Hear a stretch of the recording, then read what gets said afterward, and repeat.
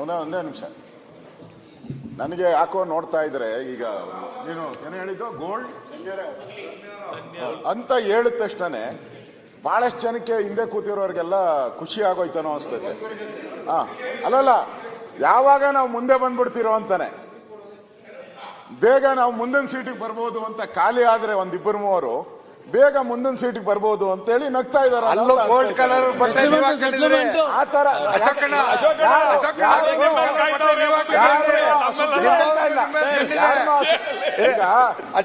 ಆಪಾದನೆ ಮಾಡ್ತಾ ಇದ್ದೀರಿ. ನಾವು ಯಾರೋ ಸರ್ಕಾರದಲ್ಲಿ ಮಂತ್ರಿಗಳಿದ್ದಾರೆ, ಇಬ್ಬರು ಅಲ್ಲಿ ಬಹಳ ಜನ ನಿಮ್ಮ ಮೇಲೆ ಕಣ್ಣಿಟ್ಟು ಒಬ್ರು ಕೂಡ ಕಾಂಗ್ರೆಸ್ ಅವರು ಒಬ್ರು ಕೂಡ ಸಹಾಯಕ್ಕೆ ಬಂದೇ ಇಲ್ಲ. ಒಬ್ರು ಸಹಾಯಕ್ಕೆ ಬಂದೇ ಇಲ್ಲ. ಇಲ್ಲ ಯಾಕೆ ಬಂದಿಲ್ಲ ಅಶೋಕಣ್ಣ?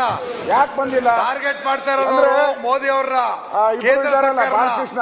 ಯಾವಾಗ ಬಾಲಕೃಷ್ಣ ಹೇಳ್ತಾನೆ ನಾನು ಮಂತ್ರಿ ಹಾಗೆ ಆಗ್ತೀನಿ, ಸರಿ ಹಾಗೆ ಆಗ್ತೀನಿ ಅಂತ. ಇನ್ನ ನಮ್ಮ ಮಂಡ್ಯ ಕಾದ್ಕೊಂಡು ಕೂತಿದ್ದಾರೆ. ನಾನು ಕಾಯ್ತಾ ಇದ್ದಾರೆ.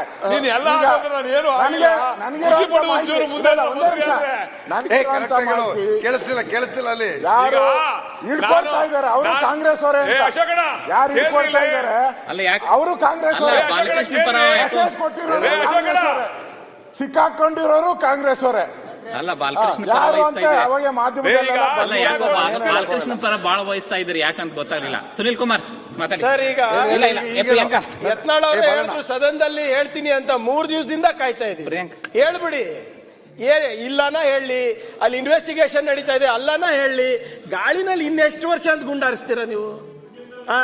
ಇಲ್ಲಿ ಬಂದು ಹೇಳಿ, ಸಾಕ್ಷಿ ಸಮೇತ ಹೇಳಿ.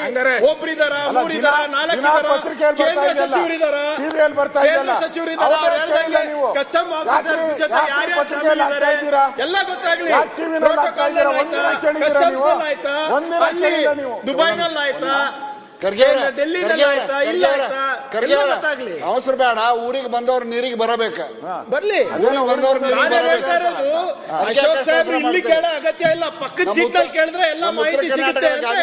ಊರಿಗೆ ಬಂದವ್ರು ನೀರಿಗೆ ಬರಬೇಕು ಮಾಹಿತಿ ಬಗಲಾಗೆ ಇಟ್ಕೊಂಡು ಯಾಕೆ ಊರೆಲ್ಲ ಓಡಾಡ್ತಾರೆ? ಸುನಿಲ್ ಕುಮಾರ್